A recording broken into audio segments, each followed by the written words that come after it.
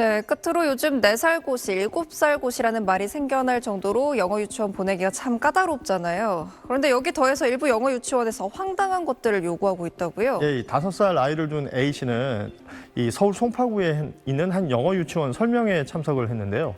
뜻밖에도 현장에서 사실상의 부모 듣기 평가까지 치러야 했다고 전했습니다. 외국인 강사가 영어로 설명을 이어가자 한국인 원장은 요즘 어머니들은 영어 다들 능통하지 않냐며 별다른 안내 없이 넘어갔습니다.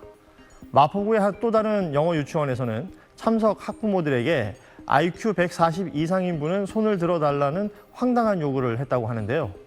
일부 학원에서는 학부모의 직업이나 학력을 반 배치 기준으로 삼기도 했습니다. 일부 영어 유치원은 월 수업료가 100만 원을 넘고 원복, 급식비, 셔틀비 등을 더하면 200만 원 안팎에 이릅니다. 교육부 조사를 보면 전국 영어 유치원 728곳 가운데 260곳이 법령을 위반했고 이 가운데 23곳은 유아 대상 등급 시험을 실시한 것으로 드러났습니다.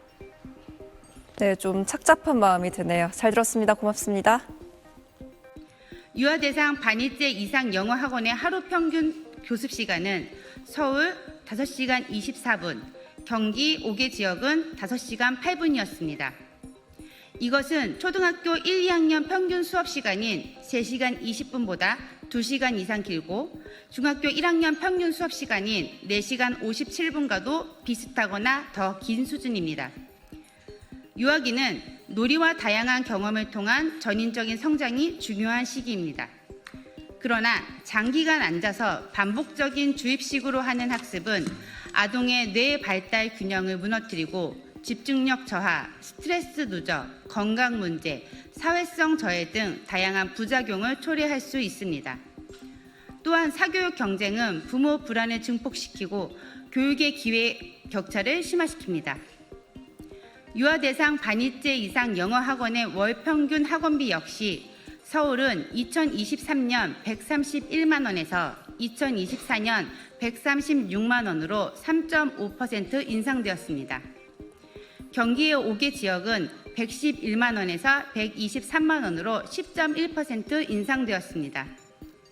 수도권 학부모의 경제적 부담이 가중되고 있음을 확인할 수 있는 지점입니다. 실제로 연간 1,500만 원에 가까운 사교육비가 지출되고 있습니다. 6살 이상을 대상으로 가르치는 한 수학학원 앞. 아이를 데리러 온 보호자들로 북적입니다.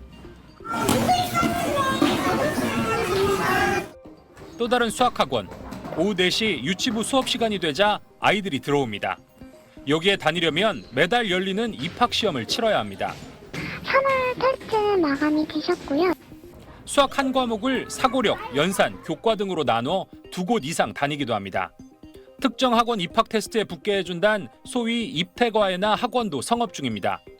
그 반을 들어가기 위해서 뒤로 물밑 경쟁이 굉장히 심해요.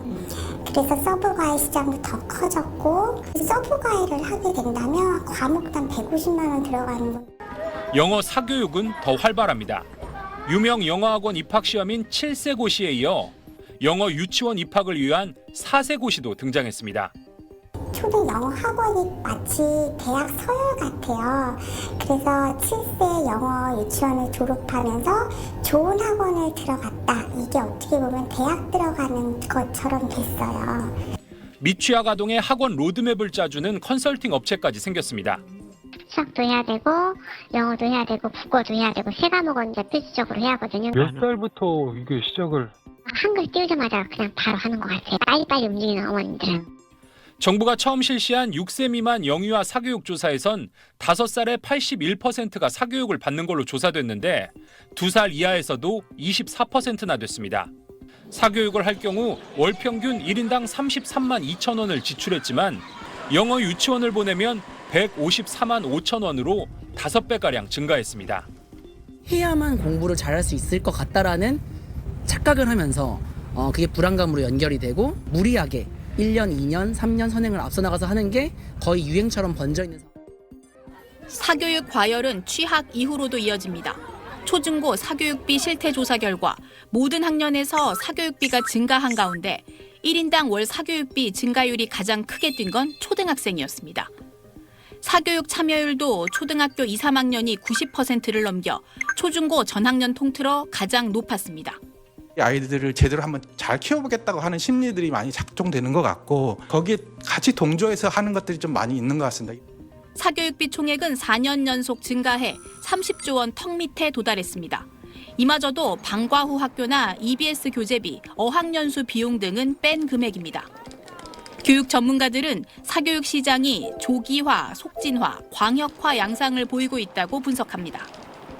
사교육 연령이 어려지고 진도가 빨라져 이젠 초등생이 수능 영어나 고등 수학을 배우는 게 희귀하지 않다는 겁니다. 더 이상 특정 지역의 얘기만도 아닙니다. 이제는 초등학생에게 중학생 과정은 물론이고 고등학생 과정까지 쪼개서 가르치는 상품들을 판매해야지 영업이익을 낼 수 있다는. 초등 의대반으로 대표되는 과도한 선행 마케팅과 우리 아이만 뒤처질 것 같은 불안한 심리가 결합해 사교육 시장은 식을 줄을 모릅니다. 과도한 마케팅을 규제하는 것도 필요하지만 여기에 휘둘리지 않게 입시 정보를 정확히 제공하고 학원의 교육 과정을 비교하고 판단할 수 있도록 하는 것도 중요하다는 지적입니다. 도대체 사교육에서 어떤 커리큘럼으로 진도를 나가고 있는 것인지 상품별로 나이스 학원 정보 시스템에 좀 공시하는 그런 체제로 한다면 사교육 기관의 교육 과정도 건강해질 수 있다라고 생각합니다. 학부모와 학생 불안을 높이는 잦은 입시제도 변화를 지향하고 수도권 중심으로 서열화된 대학 체제를 개편해야 장기적으로 사교육 과열을 잡을 수 있다고 전문가들은 말합니다. SBS 장훈경, 이혜미입니다.